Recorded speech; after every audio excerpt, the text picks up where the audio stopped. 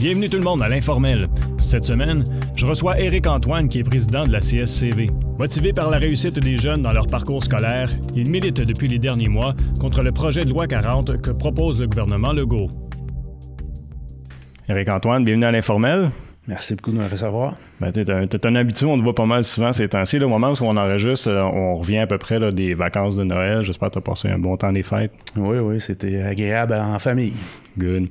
Puis avant qu'on parte, on le voyait beaucoup dans les médias nécessairement avec ce qui se passe avec la loi 40 et tout ça. Est-ce que quand tu as pris le poste de président de la commission scolaire, tu t'attendais à être obligé de passer tant de temps devant les caméras, tant de temps avec les médias?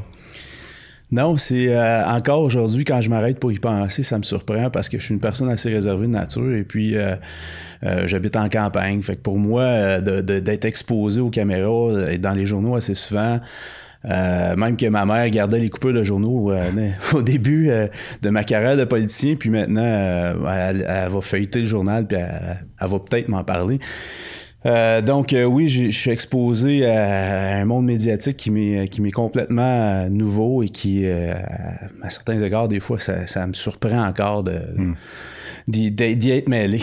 Ben parce que t'as pas de formation nécessairement pour faire ça non plus. Tu y vas un peu... tu l'apprends sur le tas, comme on dit. Oui, c'est tout le temps une question de action-réaction. Et puis au début, j'étais absolument affreux. Et puis j'étais pas capable de me revoir.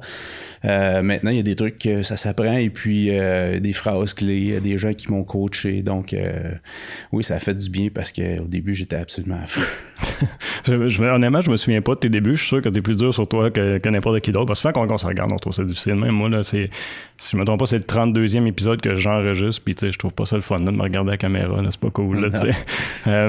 Mais heureusement, j'ai des bons invités qui font que l'émission est bonne. Donc ça, c'est fun. Mais t'as-tu eu des moments où ça a été. Est-ce que tu dirais que tu as eu des mauvaises expériences avec les médias? Oui, définitivement. Il y a des fois où j'ai donné des entrevues, puis le rôle de président, c'est ce que tu veux que ça en soit, parce qu'il y a pas de mode d'emploi, et puis il y a pas personne qui va te dicter, écoute, il faut que tu fasses 30 heures, 40 heures ou 15 heures par semaine. À mesure de t'impliquer, par contre, c'est là où tu deviens de plus en plus au courant de tes dossiers, puis c'est là où tu deviens de plus en plus à l'aise devant peu importe l'interlocuteur, que ce soit devant les médias, devant la caméra ou un journaliste qui t'interpelle. Donc, je me suis impliqué davantage et je te dirais que je connais bien les dossiers maintenant, les interlocuteurs, les gens, que ce soit les médias ou différents politiciens avec qui je vais m'adresser. Donc, c'est plus facile. Mais mon impression aussi, c'est que tu es quelqu'un qui n'a pas peur de dire ce qu'il pense dans le contexte des dossiers que tu travailles. Je ressens pas de retenue de ton côté. Tu sais. C'est sûr qu'il y a tout le temps une réflexion qui est faite d'avance, mais en même temps, moi, si je me suis impliqué au niveau politique, c'est pour avoir une opinion. C'est pas pour... si je voulais cacher une opinion, si je voulais pas m'exprimer sur les sujets auxquels je suis exposé, je serais resté à la maison puis je me serais exprimé sous le couvert de l'anonymat ou... je suis allé sur Facebook. Peut-être, mais c'est pas moi de faire ça, tu sais. Pour moi, chaque problématique qui est soulevée, il doit y avoir une solution. Donc, on peut critiquer quelque chose, puis je pense que ça s'applique à tous les niveaux. On peut critiquer quelque chose dans la mesure où on apporte une solution. On ne doit pas tout le temps dépendre à ce qu'il y ait quelqu'un qui vienne solutionner la problématique pour nous. Moi, si je trouve que telle chose ne fonctionne pas, je vais dire, peut-être que ça pourrait être fait mieux de telle façon, peut-être que si on fait ça de telle façon, puis à partir de là, je trouve que le débat est sain. Du moment que tu apportes un point de vue cohérent avec des solutions, ça devient plus intéressant finalement. Je pense que oui.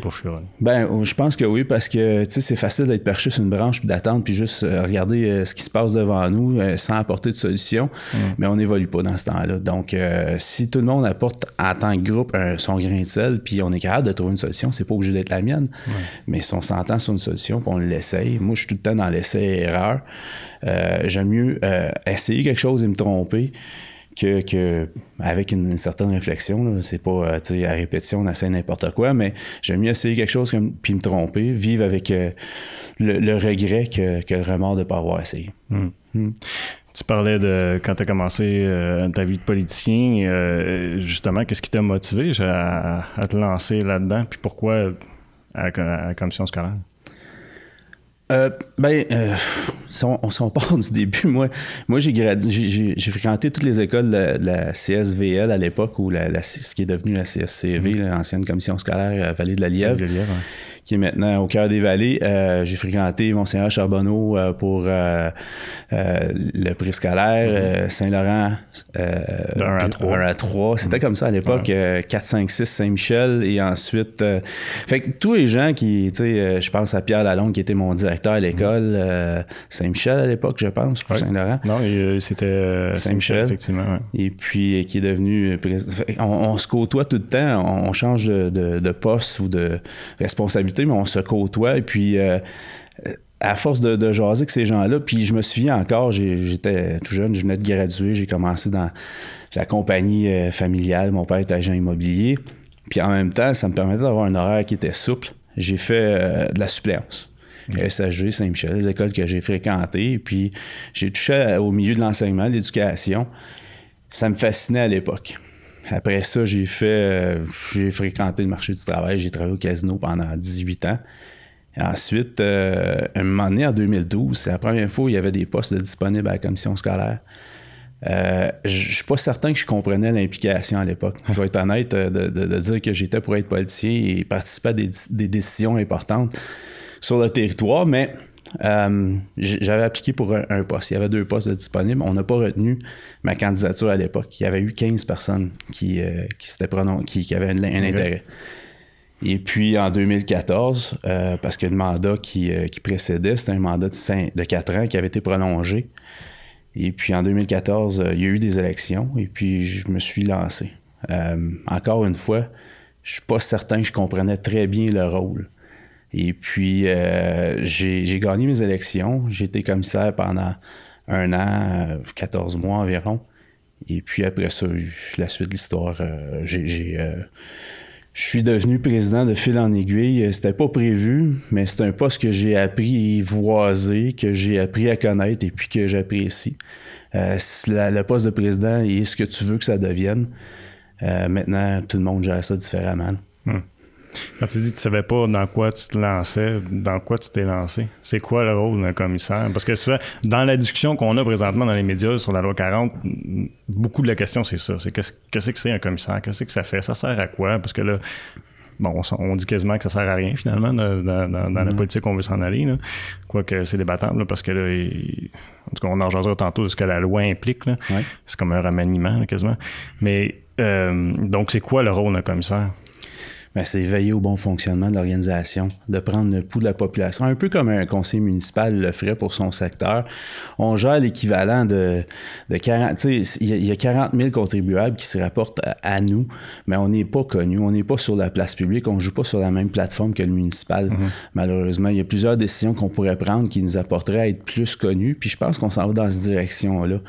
Mais à force d'être contesté, à force d'être tout le temps que la population ne connaisse pas notre rôle, mais c'est facile à éliminer des gens qu'on ne connaît pas ce qu'ils font. Donc, on est un petit peu responsable de ça, mais il y a plusieurs décisions que j'aurais aimé ça participer ou plusieurs démarches que j'aurais voulu entamer, qui je ne sais pas si je vais en avoir la chance, mais juste l'évolution du rôle de président, puis c'est aucun reproche envers les gens qui ont occupé le poste avant moi, mais moi j'ai décidé de faire différemment, et puis je pourrais dire que ça fonctionne pour moi, ou ça a apporté des dividendes, parce qu'il y a des décisions où le visage de notre territoire en termes scolaires, je trouve qu'il a pris un tournage différent au cours des 4 dernières années. De quelle façon tu veux dire? Bien, j'ai participé à des choses auxquelles je ne m'attendais jamais. Là. En commission parlementaire, moi, quand je me suis impliqué, j'étais un parent qui voulait participer aux décisions concernant le scolaire sur mon territoire, à petite échelle. Puis en dedans de quelques mois, je me retrouve en commission parlementaire à discuter avec des ministres, à discuter avec des députés. J'étais assis dans une salle avec le ministre à l'époque, le ministre Proulx, pour discuter de la taxe scolaire. Puis souvent, il y a plusieurs gens qui vont vous dire que la taxe scolaire, c'est un dossier qui est parti d'ici, l'Outaouais. J'ai été un des acteurs qui a apporté cette problématique-là qui était soulevée auparavant par un chroniqueur nouvelle, si on peut appeler ça comme ça, mais quand même, j'ai participé à ces discussions-là, puis j'aime me faire croire que j'ai été un des acteurs qui a pu apporter des arguments assez solides pour que le gouvernement agisse. Maintenant, ça a évolué depuis ce temps-là, mais quand même, on a travaillé ce dossier-là auquel... En tant que ça t'en pas aller travailler jusqu'à ce niveau-là. Non. Là, tu fais référence à quand ils ont ajouté le niveau des taxes scolaires, puis qu'il y avait un écart entre les différentes commissions scolaires qui n'avaient pas d'allure. Le monde s'inscrivait à l'autre commission scolaire, c'est ça, c'est ce dossier-là, tu veux dire. C'est exactement ça, où les propriétaires de 2 semi-détachés d'un côté, des enfants inscrits dans une école francophone devaient payer des taxes à la commission scolaire francophone, et le taux était pratiquement 30 sous du $100 de l'évaluation municipale. Et puis, le voisin, son semi-détaché, vaut la même chose, mais il avait le choix, parce qu'il n'y avait pas d'enfants inscrits à l'école, de payer ses taxes scolaires à la commission scolaire anglophone. Il payait environ 3 fois moins, 10 sous, 12 sous du $100 d'évaluation municipale. On a fait valoir que ça vient toucher le pouvoir d'achat d'un parent qui a des enfants qui vont à l'école. Et puis, avec plusieurs autres arguments, on est venu à bout de gagner ce débat-là. Le gouvernement libéral, auparavant, avait mis sur table une solution qui a été pimpée ou davantage élaborée par le gouvernement de la CAQ présentement, puis c'est bien correct, là, les deux solutions sont différentes, mais je pensais pas, pour en revenir au sujet, d'être mêlé à ces discussions-là, des discussions de construction d'école et de choisir l'emplacement. Je suis flabbergasté à chaque fois où je me dis j'ai pu participer à cet exercice démocratique-là, et puis ça me plaît. Mais c'est pas là justement un bon exemple, puis je réalise là quand tu dis ça, qui démontre justement l'importance d'avoir des commissaires qui représentent la communauté. Ben, tu sais, on pourrait en parler pendant des heures. Là. On va en parler. mais oui, parce que, tu sais, c'est des exemples auxquels les gens pensent qu'on va peut-être s'asseoir au même titre qu'un conseil d'administration et jaser pendant 1 heure ou 2 pour ne prendre aucune décision au final, mais c'est pas vrai. Tu sais, si on dit qu'il y a des sommes qui sont accordées aux mesures de maintien de bâtiments annuels qui auparavant touchaient avoisinaient les 2 à 3 millions de dollars, là, on a plus d'argent étant donné que le gouvernement en place a renvoyé dans les commissions scolaires plus d'argent. Mais, tu sais, juste l'an passé et l'année d'avant, les décisions qui étaient apportées par les services administratifs, puis encore une fois, eux, ils ont une idée en tête, mais nous, en tant que représentants de la population, on n'est pas obligé d'être d'accord. Puis on vient retaper des fenêtres, des toitures, tout ça. Puis moi, à un moment donné, j'ai dit, écoutez, on cherche des raisons, puis on a tout plein d'intervenants sur le territoire, on en reparlera plus tard, mais des gens qui font une différence. Mais est-ce qu'au niveau des infrastructures, on peut trouver des raisons qui vont faire que les élèves vont avoir un sentiment d'appartenance envers leur école? Qu'est-ce que tu veux dire? Bien, si on prend un exemple, la salle des jardins, c'est une idée qui émane du Conseil des commissaires. C'est nous, ensemble, qui avons dit, bien écoutez, les jeunes s'expriment sur une salle qui est à toute fin pratique, qui est en désuétude, et puis pourquoi ne pas investir des sommes d'argent là où ça pourrait faire une différence, où les gens vont s'exprimer. Puis on peut peut-être, par le fait même, attirer des talents locaux, aussi bien que des plus gros talents au niveau du Québec qui vont performer, disons, à la salle Odyssée, qui viennent pas à Buckingham parce que la salle, tu sais, les bancs, ils faisaient dur. À partir du mois de mai, il n'y a pas d'air climatisé.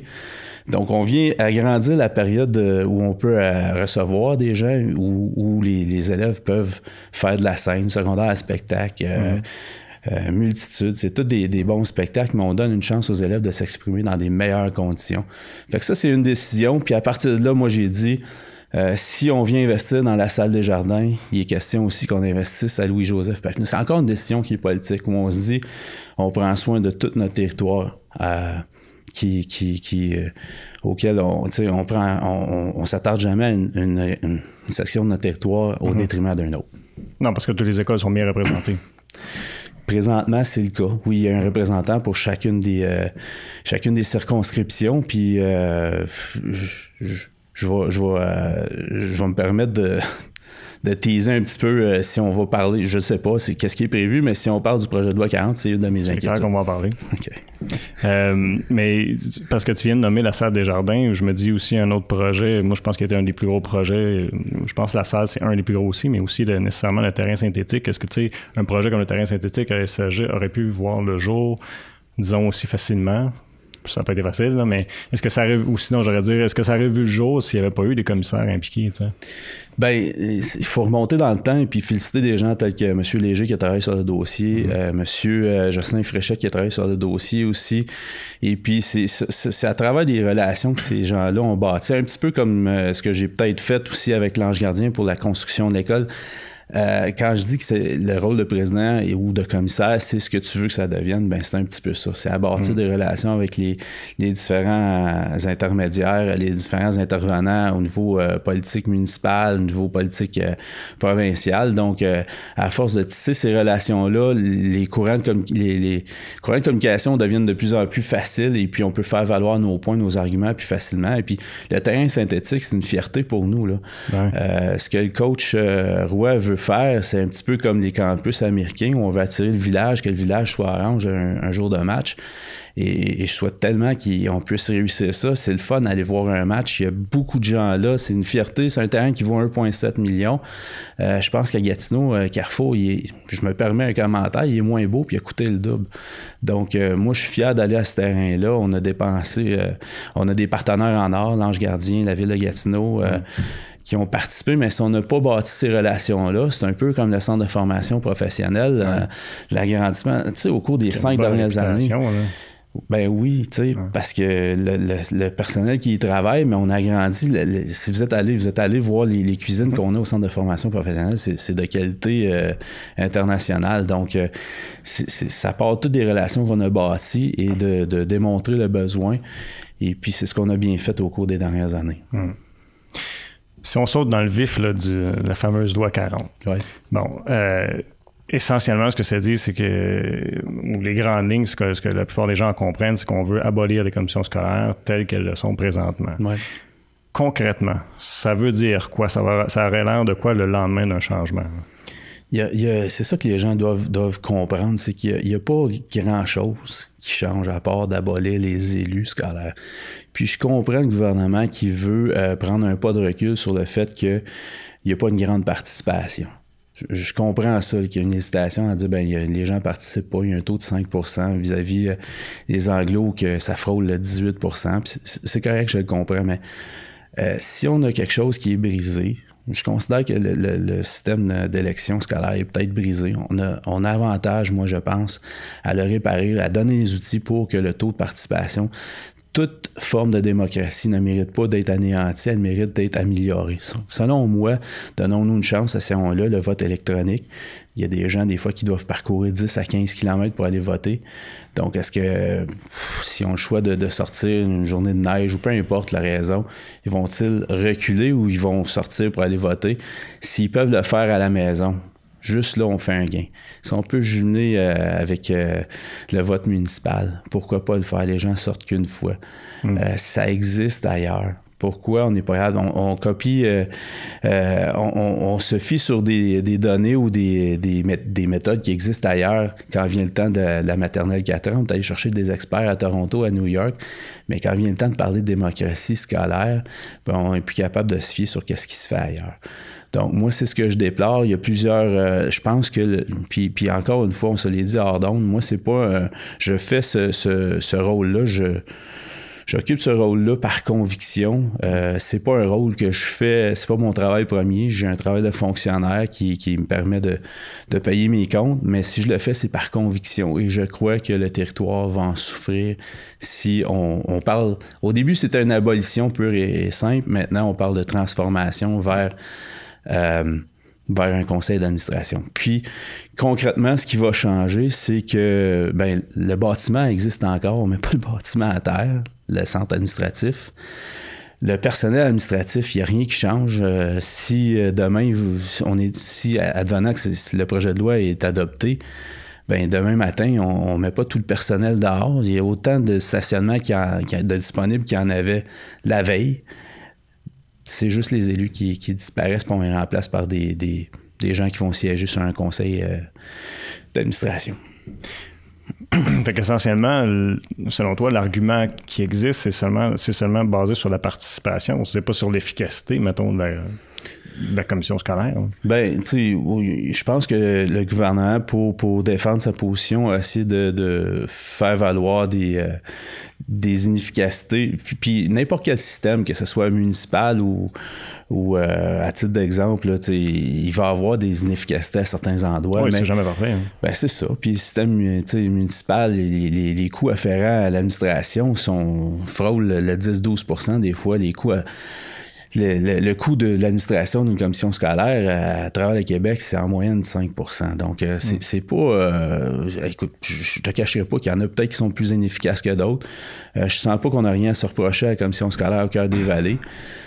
Mais ça peut pas reposer là-dessus. Puis à chaque fois, on a posé la question au ministre Roberge, qu'est-ce qui ne fonctionne pas à votre... Parce que je passais en commission parlementaire encore une fois, pour une deuxième fois durant mon mandat. Et puis, le ministre Roberge n'est pas capable de le dire. Ça repose sur quelque chose, sur des arguments, pas des faits, sur des arguments qui sont mous un peu. Mais ça doit pas nécessairement être évident d'être dans ta position, me semble, où est-ce que le gouvernement, en campagne électorale, ils l'ont dit qu'ils voudraient faire ça. Ouais. Les gens ont voté pour ça. Fait que là, quand tu dois faire face à la population et exprimer ce que tu exprimes là, c'est quoi les commentaires qui te reviennent après? Parce que je sais que tu t'exprimes beaucoup sur Facebook, tu vas parler publiquement, tu dois en entendre parler aussi. Moi, je partage ton opinion à la plupart des égards. Encore là, je ne me connais pas autant que toi, définitivement.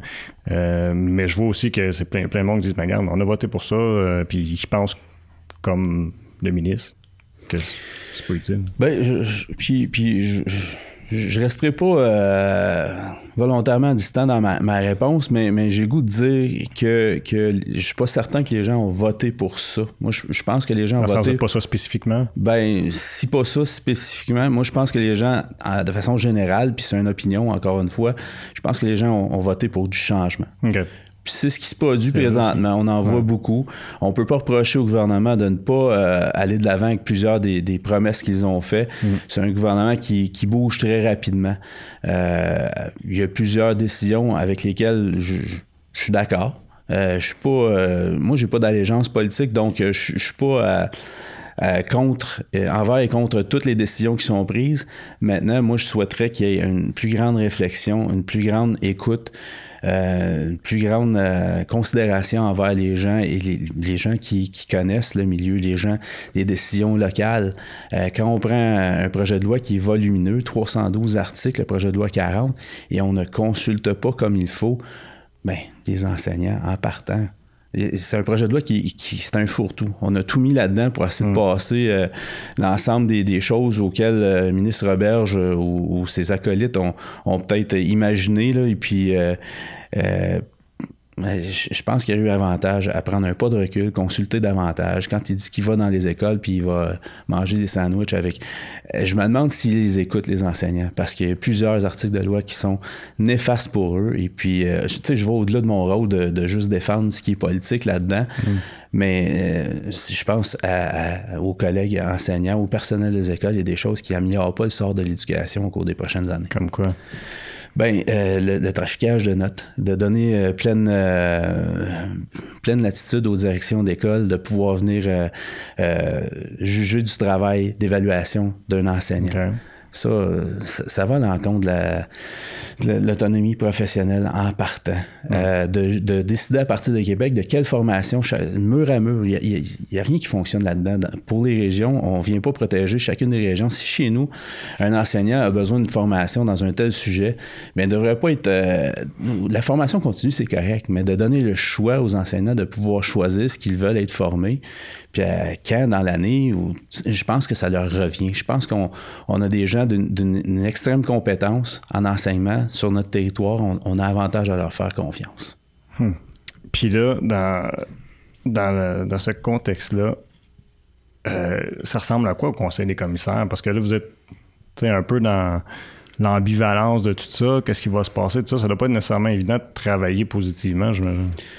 Bien, c'est sûr qu'il y a des opinions partagées, puis tant mieux, je l'accueille. C'est sûr que c'est différent, ça peut être tendu à l'occasion, mais jamais je sens qu'on ne travaille pas dans un contexte où on a l'élève en tête. Donc, si la plupart de nos soirées ou nos décisions qu'on prennent en considération, est-ce que ça améliore le sort de nos élèves, la réussite, est-ce qu'on fait un pas en avant dans ce dossier? Si on s'écarte, c'est sûr qu'on se ramène à l'ordre entre nous, puis on se rappelle c'est quoi notre mission première, la raison pourquoi on s'est impliqué en politique scolaire, qui est la réussite de nos élèves, parce que ce sont tous nos enfants, quelque part. Là, un petit milieu, on se connaît tous, puis on souhaite tous le succès de chacun de nos enfants pour le futur de notre région. Donc, je pense que ça élimine un gros pourcentage de la tension qui existe à l'occasion. Puis qu'est-ce qui arrive au lendemain d'un changement? Qui s'en va? Qui prend vos sièges? Comment est-ce qu'on choisit ça? Ça va être un mode électif en conseil d'établissement. Encore une fois, ça, si le mandat ou si j'avais plus de temps, je pense que ça a besoin d'explorer davantage parce que je l'ai souvent dit, on s'implique, tu sais, au karaté, on va au karaté 2-3 fois par semaine, on s'implique dans les activités sportives de nos enfants, mais le conseil d'établissement ou de grandes décisions par rapport au budget, aux activités de nos écoles, en tant que parents, on n'est pas là. On n'est pas là, puis je critique pas les conseils d'établissement parce qu'il y a des super bonnes décisions qui sont prises là. Le personnel partage beaucoup d'informations, mais on n'est pas là. Puis ça coûte 5 réunions. La loi exige 5 réunions annuellement. Donc, c'est tout ce que ça exige. Puis c'est des gens, des parents qui vont être nommés à partir des conseils d'établissement sur un futur conseil d'administration. Ce que je déplore, c'est pas le fait que c'est des parents qui vont siéger. J'en suis un parent, puis ça me fait plaisir. Mes enfants n'ont pas de besoin particulier. Je le fais par peu désir d'être impliqué. C'est le fait que c'est pas tout le territoire qui va être représenté. En tout cas, on n'a pas de garantie. Il pourrait y avoir des parents seulement avec des écoles de Masson, Angers, Buckingham qui vont être sur le conseil d'administration. Qui va parler au nom des écoles de la petite nation? C'est ce qui m'inquiète. Donc, tout le monde ne sera pas aussi bien représenté essentiellement que qu'est-ce qu'ils sont présentement. On va poursuivre la conversation. Là. Tu disais que 27 minutes, tu avais peur de ne pas le faire avant de rentrer en ondes. Tu vois, il reste 30 secondes à notre premier segment. Donc, pour ceux qui nous écoutaient via TVC Bastien ou ma TV Outaouais, on va continuer, moi et Eric, à jaser. Vous allez pouvoir nous écouter là, sur toutes les plateformes pour notre podcast. Donc, sur Apple Podcasts, sur aussi Spotify et ainsi que SoundCloud. Sinon, on est sur la chaîne de YouTube de TVC Basse-Lièvre. Merci de nous avoir écoutés. Bon, c'est ça. Fait que les gens, essentiellement, ne seront pas aussi bien représentés que qu'est-ce qu'ils sont là. Mais on n'a pas de garantie, peut-être. Du moins, c'est pas garanti. Mais fait que dans le fond, on s'en va voter, ça me donne l'impression, sur quelque chose qui n'est pas encore tout à fait concret, dans le sens que il y a des principes, mais la mise en application, on la connaît pas, là. Ben, c'est un dépôt de projet de loi, tu sais. Ouais. Fait que le projet de loi sur les maternelles 4 ans, où je pense qu'il y avait 12-15 articles, a été débattu pendant 80 heures. Là, avant les vacances du temps des fêtes, il y a eu un article qui a été débattu sur 312 du projet de loi 40. Quelques heures qui ont passé là-dessus, mais on peut s'imaginer que ça va être étiré. Puis je pense pas qu'on va disparaître avant le début mars. Mais là, il était question d'arriver... C'était quoi à fin février qui voulait originellement... Le 29. Le 29 qui était ciblé, bon. Fait que là, tu penses qu'il va... Parce qu'ils n'ont pas eu... Ou c'est quoi qui fait que ça va se prolonger? Ben, ils font l'étude des articles un par un. OK. Donc, dans le fond, eux autres, ils n'arriveront pas dans leur temps, là. Ben, je pense pas. Je vois pas comment ils peuvent faire ça parce que, tu sais, ils font pas juste ça. Là. Tu sais, il y a le Conseil des ministres, il y a d'autres activités, il y a peut-être d'autres priorités qui vont arriver en cours de route. Puis c'est un dépôt de loi. Donc, le ministre lui-même, Roberge, a dit qu'il était pour avoir des améliorations. Il pourrait être bonifié. Donc, de ce qui était au départ puis ce que ça va devenir à la fin, ben, il y a une vaste possibilité de changement. Je pense qu'il y a une vendetta personnelle envers les élus scolaires qui me porte à croire que ça va être le cheval de bataille, mais on verra. Il y a eu aussi une sortie de la part d'un des commissaires, Pierre Daou, que j'ai côtoyé souvent par mon travail, puis que j'apprécie beaucoup. Je trouve que c'était un gars qui avait... il était DG de la commission scolaire. Quelqu'un que je pense qu'il a l'éducation à cœur et qui m'a surpris de sa position, qui a dit « Bon, moi, je suis d'accord avec l'idée du gouvernement d'abolir les commissions scolaires. » Ça doit pas être évident après ça pour vous autres de travailler avec quelqu'un qui est dans cette situation-là. Ça a dû faire des frictions un peu. Je te cacherai pas que oui, il y a eu des tensions, frictions, mais en même temps, on est un échantillon de la société, donc je peux pas m'attendre à ce que tout le monde soit d'accord. C'est certain. Mais je sais pas si c'est une mauvaise compréhension du rôle qu'on joue de Pierre. Il a le droit à son opinion, je l'ai accueilli, mais en même temps, tu sais... Pierre, alors qu'il n'était pas commissaire, il a appliqué à plusieurs reprises pour l'être. Il est devenu, tant mieux pour lui. Mais il m'a souvent interpellé en tant qu'élu ou avant d'être commissaire pour aller le rencontrer par courriel, par téléphone. Je suis allé dîner avec alors que le dossier de la taxe scolaire était pratiquement à sa fin, il était conclu. Puis Pierre voulait me faire ses recommandations. Pierre, il a une grande expérience, puis il veut la partager. Tu le sens, ça, de Pierre Daou. Mais en tout cas, il a le droit à son opinion, mais maintenant, ça va à l'encontre un petit peu de quand il a fait appel à moi, puis... comme j'ai dit auparavant, je pense que dans la mesure où on reste concentré sur la réussite des élèves, on va être capable de travailler avec Pierre Daou, avec n'importe qui. Est-ce que tu as encore espoir qu'il n'est pas trop tard que ça change pour qu'on vire, on tourne ça de bord? J'ai beaucoup d'espoir parce que c'est pas la première fois où c'est contesté. C'est revenu très souvent et puis à chaque fois, il y avait un recul, mais ça n'avait jamais été auparavant une promesse électorale. Maintenant, on a le premier ministre et le ministre de l'Éducation alignés qui portent les mêmes chaussures ou presque. Là. Donc, ça va être difficile, mais j'ai encore espoir parce que il n'y a pas de gain.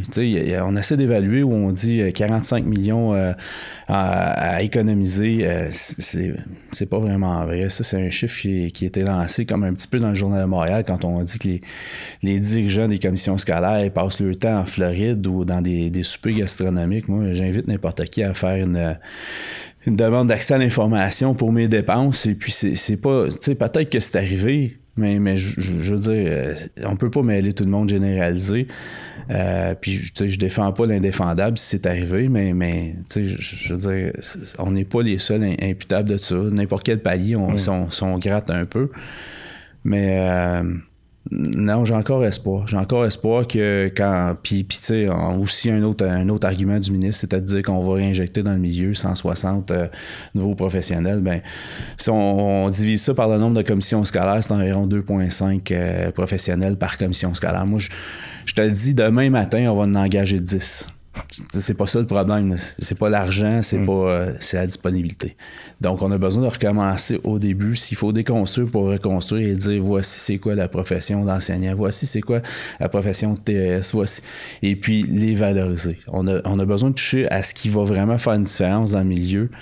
Et à titre d'exemple, les échelles salariales. Moi, je suis fonctionnaire dans la vie de tous les jours et puis après 4 ans, j'ai atteint un niveau où je gagne un salaire d'environ 72 000 par année. Mais pour un enseignant qui est breveté, qui sort avec son diplôme, le salaire de départ, c'est de 42 000. Puis on va se le dire, les premières classes où il va travailler, ce ne sera peut-être pas les plus... ça va pas être plus facile. Hein? Non. Parce qu'ils n'ont pas le choix de leur classe, eux autres, j'imagine, comparativement à quelqu'un qui a de l'expérience. C'est ça. Ouais. Fait que... mais pour se rendre au salaire que je fais en tant que fonctionnaire, puis je suis pas du chauvinisme, c'est juste pour dire que ça prend 14 ans. Ça prend 14 ans. Puis en toute franchise, j'ai pas l'impression de faire une différence si grande que ça dans ma société en tant que fonctionnaire. Là. Je fais mon travail quotidien, puis c'est correct, ça me plaît, mais t'as du personnel scolaire qui font une différence dans tous les jours. Moi, je me souviens de mon enseignante de 5e année, Mme Mariette Larocque, 30 ans plus tard, qui a fait une différence, qui me fait aimer l'école. C'est ça qu'ils font, eux. Ils apprennent à lire, à écrire à nos enfants, puis c'est ça leur condition de travail. sais, qui ont l'été off puis qui travaillent à finir à 3 heures, ben renseignez-vous, parce que moi, c'est là où j'ai appris le plus en m'impliquant en tant que politicien, en tant que commissaire scolaire, c'est d'apprendre c'est quoi la profession puis de la valoriser, de ma voix. Mais tu sais, si je viens à bout, je viens à bout de faire changer ou de bonifier l'opinion de mon père sur le sujet. Fait que je pense qu'il y a de l'espoir en tant que société de changer notre opinion envers la profession et puis de faire en sorte que les échelles salariales, ben, qu'un prof n'attende pas 14 ans avant d'être payé à sa juste valeur. Mais c'est assez pété parce que dans le fond, il n'y a pas rien de plus précieux aux yeux d'un parent que ses enfants. On les prend, on les emmène dans un établissement parce que quelqu'un va s'en occuper puis son métier n'est pas si valorisé que ça. Ben, le monde est un petit peu à l'envers. Hein. Je sais pas, il y a beaucoup qui a changé entre notre génération, on allait à l'école, puis maintenant. Je sais pas si c'est le fait que de plus en plus les deux parents travaillent ou c'est le fait que l'information est de plus en plus disponible sur en ligne. Il y a beaucoup de contestations, il y a beaucoup de... On doit apprendre, je pense, puis c'est une opinion qui est bien personnelle, à faire davantage confiance aux gens dans les écoles. On pose souvent nos propres diagnostics. On amène notre auto au garage pour dire que, ben, je sais, c'était le problème. On va chez le médecin, puis on a déjà notre diagnostic. Mais on fait souvent la même chose dans les écoles. On dit que... C'est vrai qu'en tant que parents, on les connaît, nos enfants. Mais je pense que le dialogue doit être plus ouvert et puis d'avoir des meilleures discussions avec les enseignants et tout le personnel dans les écoles. Il faut apprendre à leur faire confiance, à valoriser cette profession-là. Comme on est dans le sujet, j'ai envie qu'on en parle d'éducation. Moi, ça m'interpelle beaucoup. Puis je trouve ça autant pas évident pour l'élève, autant pas évident pour les enseignants. Souvent, quand tu viens nous voir, c'est sûr, on parle beaucoup des beaux projets qui se développent, ça, puis c'est génial. Il faut en parler.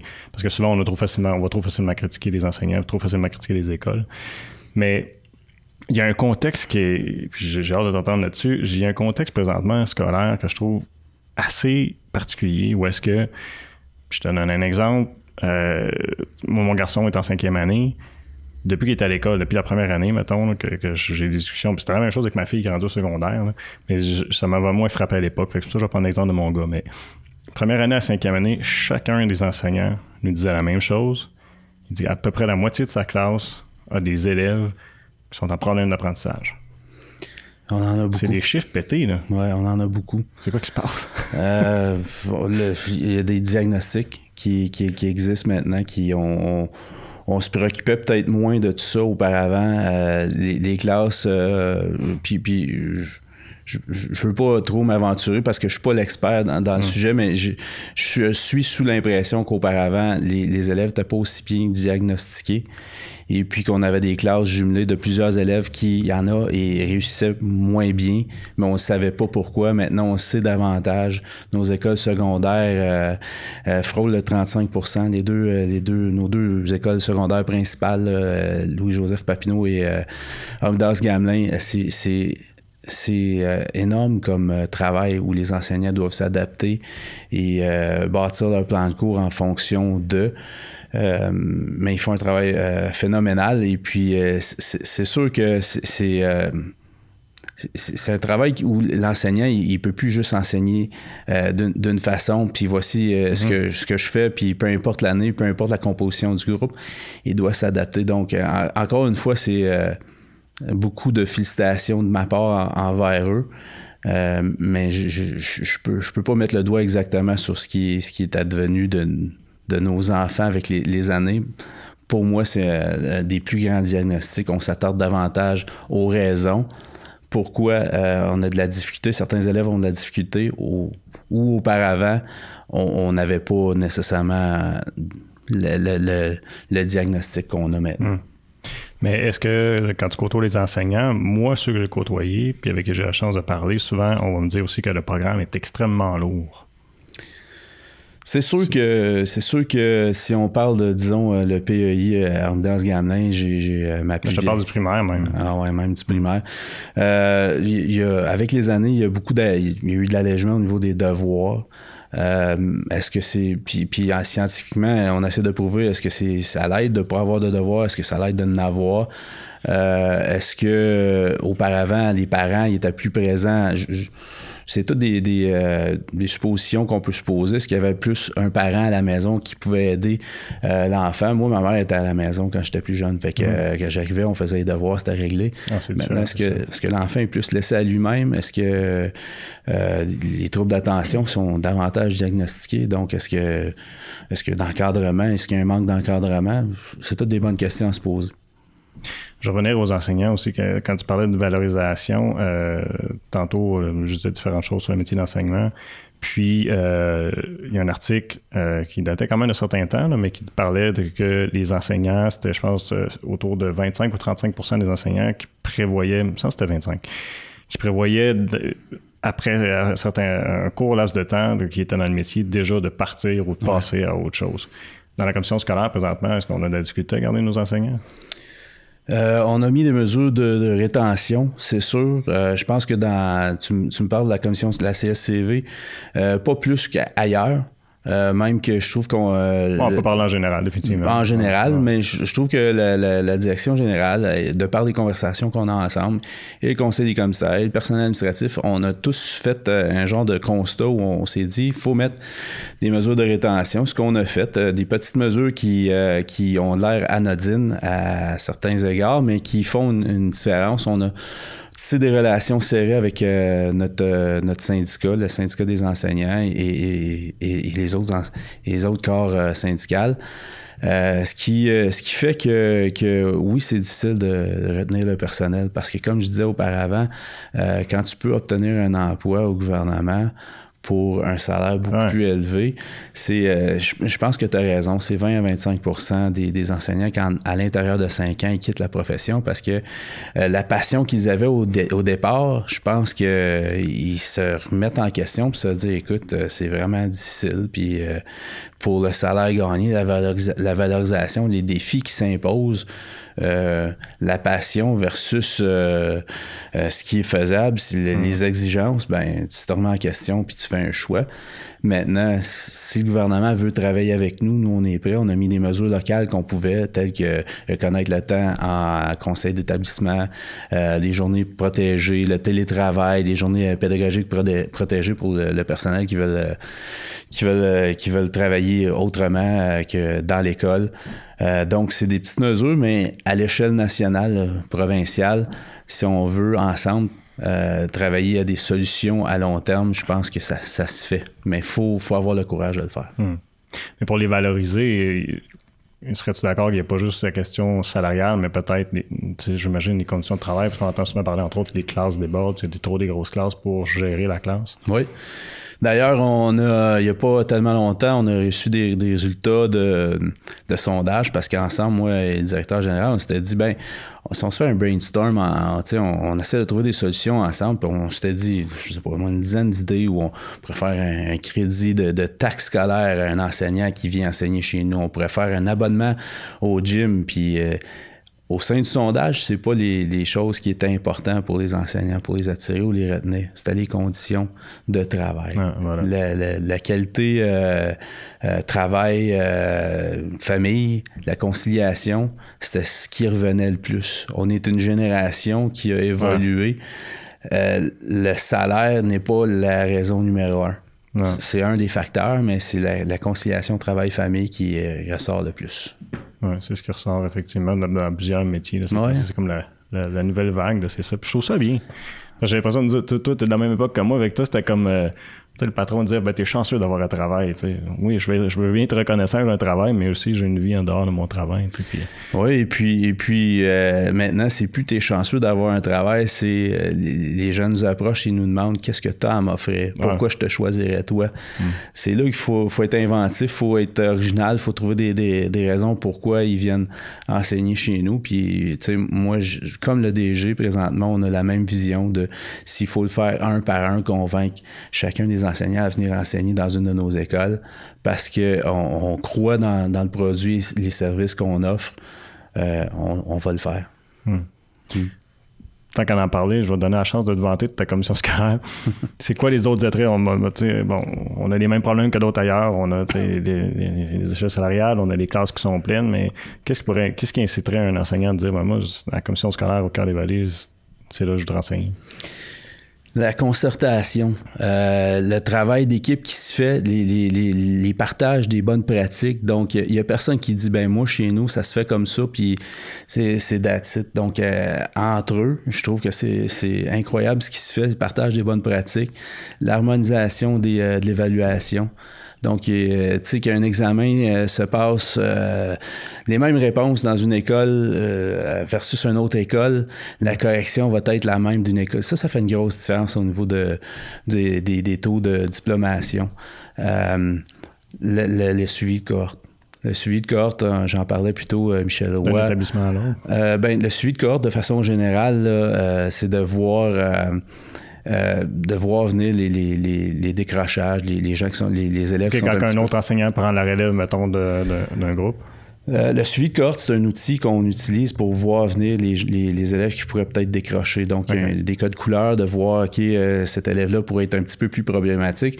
C'est un outil qu'on utilise pour voir comment on pourrait intervenir. Et puis, il y a un groupe qui travaille sur ce suivi de cohorte-là, qui est capable de dire, OK, bon, mais on va aller voir Jean-François, puis on va essayer de l'aider, puis de quelle façon. Puis, c'est pas nécessairement juste un enseignant. Ça peut être un coach de football. Michel Roy, il l'a fait à plusieurs reprises, où il est allé voir chez eux.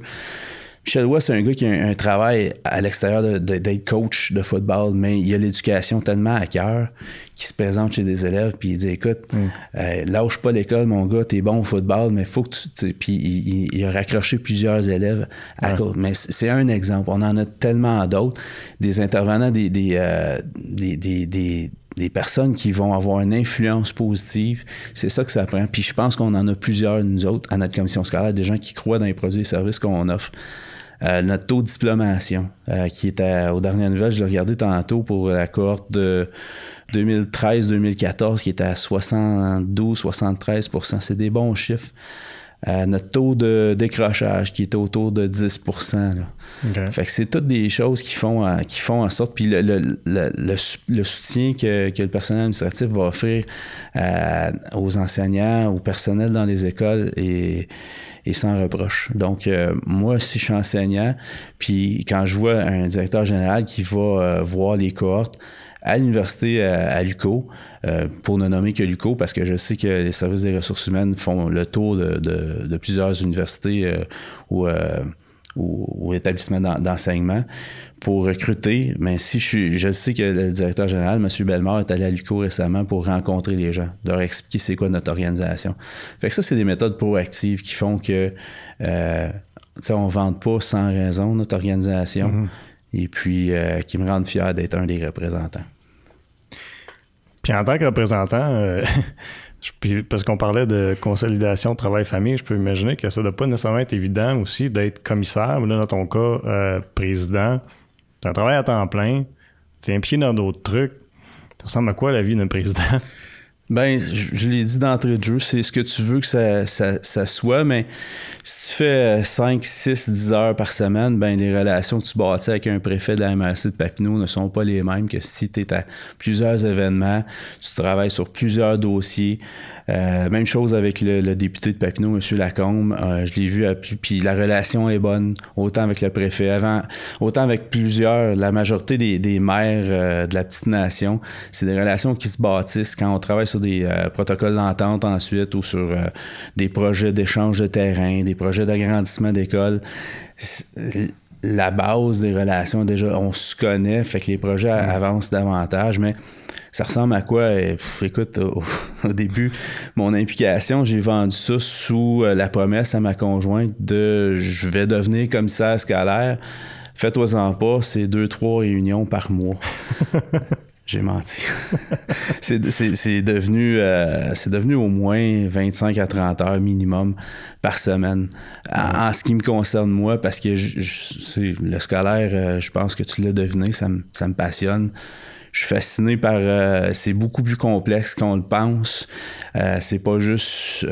je te parle de mon exemple personnellement. Je mettais mon enfant sur l'autobus auparavant, puis je le revoyais à 3 heures, puis je connaissais pas tous les rouages, puis tout ce qui tourne autour de l'éducation. Maintenant que je le sais, j'ai un respect énorme pour les personnes qui s'investissent dans l'éducation. Ça donne carrément un autre point de vue, essentiellement. Oh oui. Ah oui, parce que c'est pas du 8 à 3, là. Si je parle des enseignants, puis des gens qui au niveau de l'administratif, du personnel administratif, qui mettent tout en place pour chercher à améliorer la réussite scolaire de chacun de nos élèves, là, c'est phénoménal. Tu vas me trouver plate de te dire que je t'ai jamais lu, mais j'ai vu que tu que tu écrivais dans le journal des Deux-Vallées. Ouais. Comment tu trouves cette expérience-là? Puis sérieux, je l'ai appris en regardant ton Facebook. Je savais même pas que c'est un autre challenge que je me suis lancé. J'aime me targuer, me dire que j'ai une écriture originale. Je suis pas j'aime beaucoup lire Steve Fortin. Je tombe à... Je suis fasciné par sa plume et je trouve que je me nourris de comment il écrit. Je suis même pas proche d'être à son niveau, mais ça me plaît de pouvoir... j'ai un message à livrer, puis si je peux renseigner des gens sur certains sujets, je ne suis pas la science infuse, mais quand même, j'ai peut-être des parcelles d'informations que je peux livrer là-dedans. C'est une plateforme de plus. C'est un outil de plus que je peux utiliser. C'est pas tellement exigeant. Puis j'ai une liberté d'expression là-dedans qui me permet de rejoindre 26 000 lecteurs potentiels à tous les mois. Donc, suite à une entente avec Yann, je ne suis pas rémunéré pour ça. Je le fais par peu plaisir. Yann Proulx et Isabelle Millette, qui sont les propriétaires avec qui je m'entends bien, ils me l'ont offert, puis j'ai accepté parce que ça me donnait cette plateforme-là. Maintenant, je manque jamais. Je m'étais dit... Une par mois, c'est facile. Et après ça, je me suis dit, j'ai jamais manqué de sujet. Ouais. Puis des fois, tu vois, la chronique devait être déposée pour aujourd'hui, celle qui va sortir le 22 janvier. Puis j'ai déjà mes sujets pour le mois de février. Le monde de l'éducation regorge de sujets à discuter. Ah, j'en doute pas. Puis c'est quoi les sujets à peu près que tu as traités jusqu'à là? Ben, j'ai traité de mon rôle. Je me suis comparé aussi à un maire ou au municipal. J'ai traité des enseignants. J'ai essayé de valoriser à ma façon, essayé de comparer qu'est-ce qui se passe vis-à-vis l'Ontario. L'Ontario, quand tu es au salaire maximum à la 10e échelon, je l'ai dit, ben c'est 92 000 par année versus le 17e échelon au Québec où tu es payé 82 000. C'est approximatif les chiffres, mais c'est quand même ça. Tous les bons coups. Des fois, on n'a pas un journaliste à portée de main puis souvent les bonnes nouvelles, j'essaie de les véhiculer, j'essaie de contacter. J'ai les numéros d'à peu près tous les journalistes dans la région. Et puis je le fais de bon cœur parce que des fois, il y a des nouvelles qui se passent dans la petite nation, un milieu un petit peu plus fermé ou qui est pas fréquenté par un journaliste quotidiennement. Moi, j'essaie puis j'essaie de véhiculer ces messages-là, puis je le fais par le truchement du Journal des Deux-Vallées. Ben, c'est une belle fenêtre, c'est une belle occasion. Ouais. S'il fallait que ça fonctionne pas comme tu le souhaiterais, que bon, il y a la dissolution ou le remaniement, appelle-le comme tu veux, de la commission scolaire, est-ce que tu as l'intention de continuer à t'impliquer, puis de quelle façon? Je vais toujours avoir un intérêt envers le scolaire. Je ne sais pas de quelle façon. Je ne veux pas aller siéger sur un comité bidon qui... Puis c'est une perception, là, les gens pourront m'accuser de dévaloriser pour valoriser ce que je fais, mais je ne sais pas ce que va devenir le conseil d'administration. Je ne voudrais pas siéger juste pour ne pas avoir un pouvoir décisionnel. J'aimerais ça, tu sais, si je suis un représentant, je veux avoir... souvent par semaine, il y a des gens qui me rapportent des choses. J'essaie d'améliorer nos services. Et puis, mais je veux pas aller m'asseoir pour qu'on me fasse un compte rendu des activités, puis je m'en vais chez nous après. C'était pas ça mon intention. Dès le départ, j'ai dit quand je prenais le poste de président, c'est que je m'en vais pas là pour être dans complaisance d'aller du côté où le vent souffle. J'ai une opinion, puis je veux la partager. Donc, c'est ce que j'ai toujours fait. J'ai toujours voté. Je garderai toujours un intérêt vers le scolaire. Je ne sais pas de quelle façon. Je veux pas traverser cette porte-là tout de suite. On préfère voir que ça va se dénouer de façon que tu le souhaites, finalement.